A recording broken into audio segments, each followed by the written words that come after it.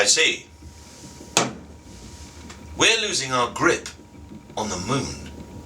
And when I say losing our grip on the moon, I don't mean intellectually or conceptually losing our grip on the moon, like the idea, I just can't handle the idea of the moon anymore. I mean physically losing our grip on the moon. The moon is drifting away from us. Every year it creeps 4 centimeters further away from the Earth, as if it's embarrassed by our presence, like it's edging away from the Earth, as if we're the celestial nutter at the cosmic party, and the moon is saying, "Oh, I've just got to go and speak to Jupiter about something."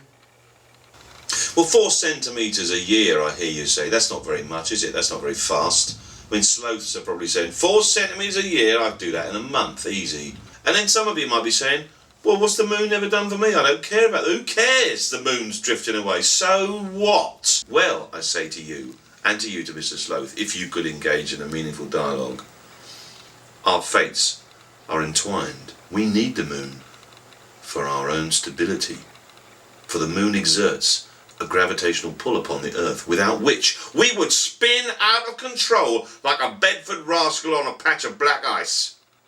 The question you need to ask is this: how long before the moon is too far away to exert a gravitational influence upon the Earth?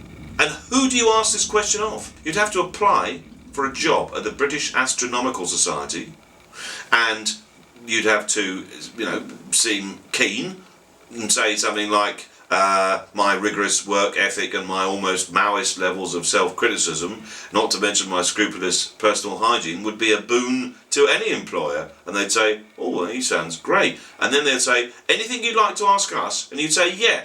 At the current rate of 4 centimetres a year, how long before the moon is too far away to exert a gravitational influence upon the Earth? And they'll tell you, and then you just go, ha! That's all I come in for, and run out laughing. But of course, as in so many of these situations, the Mayans have predicted. The Mayans were there before us, and they have written in the Book of the Moon. They said, and I translate roughly, in a time of great uncertainty in the land of England, there shall be in charge a cheesy-faced one and a pasty gimpy sidekick. And in that time, the most important thing of those citizens of that country should do is this: Chapakwake telamaka. Lasso the moon. Lasso the moon before it's too late.